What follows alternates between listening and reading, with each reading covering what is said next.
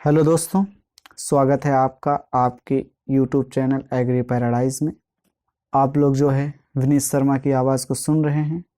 इस वीडियो से पहले हम लोगों ने जो आपकी गुणोत्तर श्रेणी की प्रश्नावली चल रही थी 5.2, उसको हम लोगों ने बहुत ही अच्छे तरीके से कवर किया था। ओके, इस वीडियो में हम लोग प्रश्नावली 5.3 में क्या प्रश्न है और कौन कौन से इंपॉर्टेंट प्रश्न हैं उनके बारे में यहाँ पे डिस्कशन होगा। तो आप लोग देख सकते हैं, ये आपकी जो बुक कराई जा रही कंप्लीट वो है भारत भारती प्रकाशन। कोई डाउट ना रहे आपके मन में, तो भारत भारती प्रकाशन की बुक है, उसी के जितने भी क्वेश्चन आपके हैं वो सभी डिस्कस कर रहे हैं हम। तो यहाँ पे ये 5.3 आप लोग पूरी प्रश्नावली देख सकते हैं, किस तरीके के प्रश्न कौन कौन सेशन में आए हुए हैं। तो मैं ये आपको वीडियोस में एक एक करके कंप्लीट कराऊंगा। ओके, तो आप लोग चैनल से जुड़े रहिए और ज़्यादा से ज़्यादा लोगों तक इस चीज़ को शेयर करिए। ओके, तो आइए हम लोग शुरू करते हैं। तो इसमें आप लोग देख सकते हैं कि गुणोत्तर माध्य ज्ञात करना है। पहली बात गुणोत्तर माध्य, ओके, ये चीज़ है। फिर गुणोत्तर माध्य पर ही यहाँ पे गुणोत्तर श्रेणी पर ही आधारित प्रश्न है। तो हम लोग सबसे पहले समझेंगे गुणोत्तर माध्य क्या है। तो देखते हैं क्या होने वाला है गुणोत्तर माध्य। ओके, तो क्या है गुणोत्तर माध्य, ये देखते हैं हम लोग। तो ये रहा आप लोगों के सामने गुणोत्तर माध्य, देख सकते हैं आप लोग, ये है आपका गुणोत्तर माध्य। तो दो राशियों के बीच हम लोग कैसे गुणोत्तर माध्य ज्ञात करते हैं, या बहुत सी राशियां होंगी उनके बीच कैसे ज्ञात करेंगे, बहुत से कैसे ज्ञात करेंगे, ये सब चीजें हैं। ठीक है, तो सबसे पहले लेट कर लेते हैं कि दो राशियां, एक ए राशि है दूसरी कौन से बी है। आइए यहाँ पे हम लोग समझते हैं, एक राशि आपकी ए है दूसरी आपकी राशि बी है, इसके बीच हम लोग गुणोत्तर माध्य जी मानेंगे। तो जो जी ए जी बी या होगा ये आपका गुणोत्तर श्रेणी में होंगे। ओके, तो इनका जो सार अनुपात हम लोग निकालते हैं वो द्वितीय पद में प्रथम पद से, द्वितीय पद में प्रथम पद से, मतलब अगले पद से उसके पूर्व पद में भाग करके निकालते हैं। तो जी बटे ए करेंगे, ये भी सार अनुपात होगा, और बी बटे जी करेंगे, ये भी सार अनुपात ही होगा। अब क्रॉस मल्टीप्लाई करेंगे तो जी जी का मल्टीप्लाई क्या होगा, जी स्क्वायर होगा। ए इंटू बी का मल्टीप्लाई ए बी होगा। तो जी बराबर आ जाएगा आपका अंडर रूट ए बी। तो हम लोग इस चीज को क्या बोल सकते हैं शब्दों में, तो क्या बोल सकते हैं कि दो दी हुई राशियों के बीच का जो गुणोत्तर माध्य होता है उन राशियों के गुणनफल के वर्गमूल के क्या होता है, बराबर होता है। तो इस चीज को आपको बिल्कुल माइंड नहीं करना है। यहाँ पे देखिए आप लोग, पहली राशि है 5, दूसरी राशि भी है 5, इनके बीच का हमको गुणोत्तर माध्य निकालना है, जी निकालना है। तो जो इस जी की वैल्यू होगी वो g इज इक्वल टू हो जाएगा, अंडर रूट का साइन लगाएंगे 5 इंटू 5, यानी कि पहली राशि इंटू दूसरी राशि, वर्गमूल के अंदर 5 गुणे 5, पहली राशि दूसरी राशि, यहाँ पे 5 5 25, 25 का वर्गमूल कितना होता है 5। तो जो 5 आएगा वो आएगा आपका गुणोत्तर माध्य आ जाएगा। ओके, तो इस चीज का हम लोग यूज करेंगे इस प्रश्नावली में। आइए शुरू करते हैं प्रश्नावली कि क्या है प्रश्नावली, देखते हैं यहाँ पे। तो प्रश्नावली का पहला क्वेश्चन ये आप लोग देख सकते हैं, आप लोगों के सामने है क्वेश्चन। तो इसको कैसे करेंगे, पहली राशि है ए स्क्वायर बी, दूसरी राशि ए की घात 4 बी की घात 3, इसके बीच का गुणोत्तर माध्य ज्ञात करना है। तो मान लेते हैं इन दो राशियों के बीच जो गुणोत्तर माध्य है वो कितना है, ए स्क्वायर बी, और इसके बीच गुणोत्तर माध्य जी मान लेते हैं, और ये राशि ए की घात 4 बी की घात 3। तो जो गुणोत्तर माध्य होगा वो हमने क्या बताया, जी बराबर होता है आपका अंडर रूट पहली राशि ए स्क्वायर बी है, दूसरी राशि कौन सी, ए की घात 4 बी की घात कितना है 3 है। ओके, तो यहाँ पे ए की घात देखो गुणे में ए है, यहाँ पर भी क्या है ए है, तो ए की घात यहाँ पे 2 + 4 होगा, इंटू करेंगे बी की घात कितना होगा, यहाँ पे भी 1 + 3 होगा। कहने का मतलब यहाँ पे 4 2 कितनी हो जाएगी, ए की घात 6 हो जाएगी, और बी की घात कितनी हो जाएगी 4 हो जाएगी। अब इसका वर्गमूल निकालना है, तो आप लोग याद रखेंगे जैसे ए की घात 6 है, जब इसका वर्गमूल निकालेंगे तो यहाँ पे करंडी 2 होती है। कहने का मतलब ये हाफ हो जाएगी, करंडी 2 है यहाँ पे, तो 6 की आधे कितनी हो जाएगी, घात 3 हो जाएगी, बी की घात 4 का आधा कितना होता है 2 हो जाएगा। तो ये जो है आपका जी की वैल्यू, जी का मतलब ये आपका हो गया गुणोत्तर माध्य हो गया इन राशियों के बीच का। ओके, तो बड़ी ही आसानी से हम लोगों ने इस क्वेश्चन को किया। अगला क्वेश्चन क्या है उसको समझते हैं। तो इसको मैं आगे बढ़ाता हूँ इस चीज को, कि इसके बीच आपको गुणोत्तर माध्य ज्ञात करना है। किसके बीच, 2x की घात 5, यहाँ पे 8x की घात 3 है, तो जी मान लेते हैं गुणोत्तर माध्य, तो वही चीज यहाँ पे है कि अंडर रूट लगाएंगे, पहली राशि लिखेंगे 2x की घात 5 गुणे 8x की घात कितना लिखेंगे 3 लिखेंगे। अब क्या होगा 2 और 8 का गुणा कराएंगे, 8 दूनी कितना आएगा 16, x की घात क्या है यहाँ पे 5 है, ये 5 है क्या है 3 है जुड़ेगा, 5 3 कितना होगा 8 होगा। ओके तो 16 का वर्गमूल कितना होता है 4 होता है, x की घात 8 है, x की घात 8 का वर्गमूल होगा 4, और ये वर्गमूल से बाहर निकालेंगे तो हम लोग प्लस माइनस का चिन्ह लगा लेंगे। तो ये प्लस माइनस 4 x की घात 4 ये हो गया गुणोत्तर माध्य, ये जो दो संख्याएं दी थी इनके बीच का। ओके तो इस चीज को भी हम लोगों ने बड़ी आसानी से, इस क्वेश्चन को बहुत ही अच्छे से हम लोगों ने किया। तो आगे बढ़ते हैं हम लोग, अगला क्वेश्चन क्या है, बिना समय गंवाए हुए हम लोग आगे बढ़ते हैं।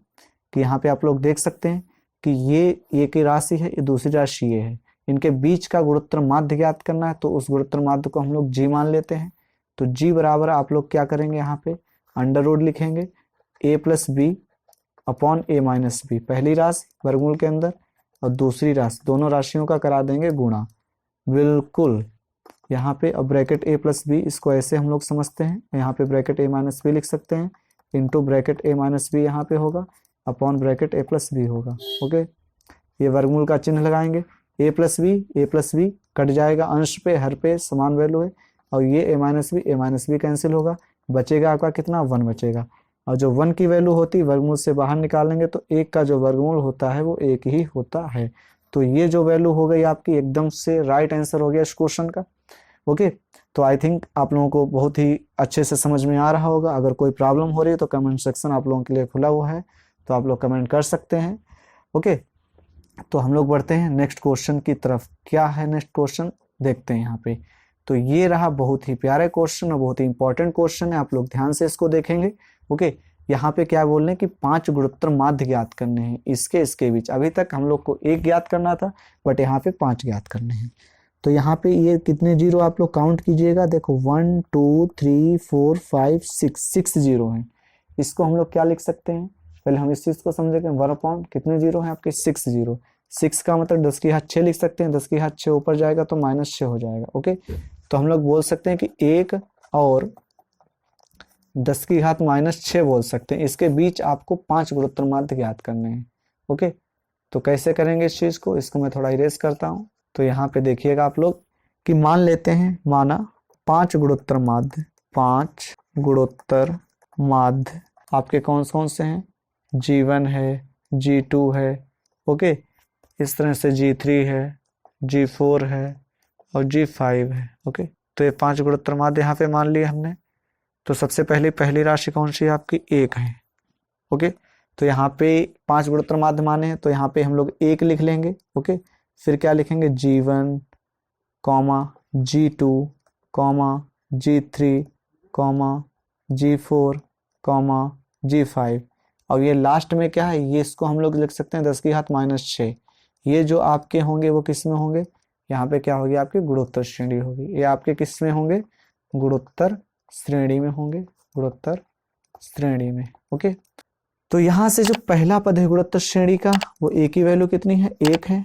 ओके जो पदों की संख्या है n की वैल्यू, देखो 1 तो ये हो गया और 5 इसके बीच गुणोत्तर माध्य है, और 1 ये पद हो गया, यानी कि 2 तो पहले से थे, 5 हमने लेट किए, तो 2 + 5 कितना हो जाएगा 7।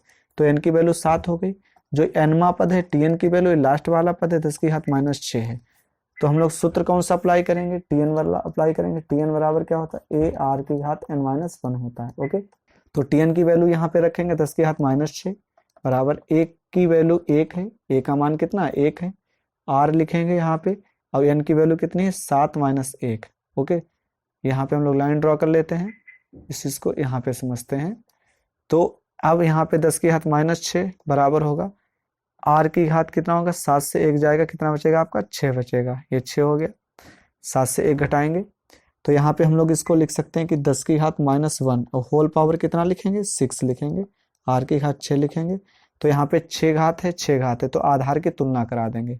तो यहाँ पे लिख सकते हैं आप लोग आधार की तुलना से जो r है आधार, तो r बराबर कितना आएगा 10 की घात -1 है, तो 10 की घात -1, तो हम लोग लिख सकते हैं 1/10। ओके तो हम लोगों ने क्या किया, सबसे पहले r की वैल्यू को इवेल्यूएट कर लिया, मतलब r का मान निकाल लिया। यहाँ पे r बराबर हो गया 1/10, मतलब r क्या एक सार अनुपात है इस गुणोत्तर श्रेणी का। ओके तो अब इसको आगे कैसे करते हैं तो हम लोग देखते हैं, आप लोग इसका स्क्रीनशॉट ले लीजिए।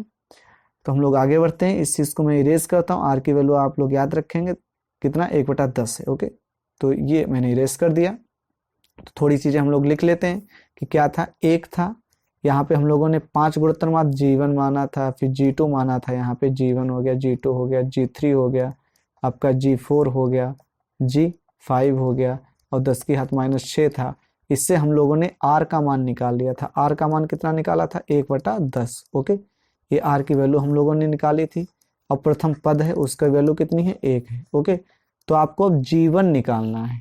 अच्छा, G1 निकालना, G1 एक्चुअल में है क्या, इस गुणोत्तर श्रेणी का ये कौन सा पद है, G1। पहला ये हो गया एक प्रथम पद, दूसरा पद कौन सा हो गया, ये दूसरा पद है आपका T2। ओके, T2 का फार्मूला होता है AR की घात, मतलब 2 - 1 हो गया, यानी कि AR आएगा। तो आप लोग देख सकते हैं कि जब G1 हम लोगों ने निकाला तो AR आया, मतलब G1 है तो दूसरा पद, तो दूसरे पद की वैल्यू क्या होगी, AR होगी। तो यहाँ पे हम लोग G1 की वैल्यू, G1 बराबर क्या होगा, A की वैल्यू कितना है, 1 है, R की वैल्यू कितना, 1/10 है, तो G1 की वैल्यू 1/10 निकलेगी। ओके, इसी तरह जो आपका G2 होगा, ये गुणोत्तर श्रेणी का तीसरा पद होगा। G2 कौन सा, ये वाला है, 1 2 3 तीसरा पद है। तो इसकी वैल्यू आपको लगाने के AR की घात n-1 से, इसकी वैल्यू निकलेगी आपकी AR, तीसरा पद है तो AR2 निकलेगी। या आप लोग ऐसे भी याद रख सकते हैं, G2 है तो यहाँ पे 2 ही आएगा। ओके, तो A की वैल्यू कितना है, 1 है, R का मान 1/10 का स्क्वायर करेंगे तो 1/10 का वर्ग कितना होता है, ये आपका 100 आ जाएगा, G2 आ गया। तो इसी तरह से आप लोग G3 भी निकाल सकते हैं। G3 क्या होगा, बस AR कितना है, 3 है, तो R की घात 3 करेंगे, A की वैल्यू 1, R की वैल्यू 1/10, इसकी होल पावर 3 करेंगे तो 1/10 का होल क्यूब कितना होता है, 10, 3 है तो 3 जीरो हो जाएंगे। इसी तरह चौथा निकालेंगे गुणोत्तर माध्य, तो AR की घात क्या होगा, यहाँ पे 4 होगा, तो A की वैल्यू 1/10, और होल पावर कितना है आपका, यहाँ पे होल पावर 4 बनेगी, तो 1 कितने जीरो आएंगे, यहाँ पे 4 जीरो हो जाएंगे, मतलब 10,000 हो जाएगा आपका। इसी तरह आप लोग G5 यानी कि 5वां गुणोत्तर माध्य निकाल सकते हैं। AR की घात कितना, 5 होगा, A की वैल्यू इतना, और R की वैल्यू 1/10, मतलब 1/10 की होल पावर 5, तो यहाँ पे आ जाएगा 1 लाख, 1/1 लाख, 1 2 3 4 5 जीरो हो जाएंगे। तो हम लोगों ने क्या किया था, सबसे पहले इस तरह से गुणोत्तर श्रेणी बना ली, इसका प्रथम पद निकाल के हम लोगों ने R की वैल्यू को इवेल्युएट किया। उसके बाद हम लोगों ने देखा कि जो G1 है एक्चुअल में इस श्रेणी का दूसरा पद है, G2 है वो तीसरा पद है। तो हम लोगों ने इस तरह से n का फार्मूला करके यहाँ पे इसको इवेल्युएट किया। G1 की वैल्यू AR होगी, AR की घात 1 होगी, G2 की वैल्यू AR की पावर 2 होगी, A और R की वैल्यू को हम लोगों ने बड़ी आसानी से रख के सारे पद जो है 5 गुणोत्तर माध्य ज्ञात कर लिए। ओके, तो इसका जो आंसर होगा वो क्या होगा, G1 की वैल्यू कितनी आई थी, तो 5 गुणोत्तर माध्य, जो 5 गुणोत्तर माध्य निकलेंगे, 5 गुणोत्तर माध्य क्या होने वाले हैं। तो पहला क्या था, 1/10 निकाला, फिर 1 क्या निकाला, 100, फिर 1 यहाँ पे 1000 आया, फिर 1 कितना है, 10, यहाँ पे 1000 आया, उसके बाद कितना है, 10,000 आया, फिर इसके बाद क्या आएगा, 1 मतलब यहाँ पे 1 लाख आएगा, ये आपके 4150। ओके, तो इस तरह से हम लोगों ने क्या किया, 5 गुणोत्तर माध्य निकाल लिया।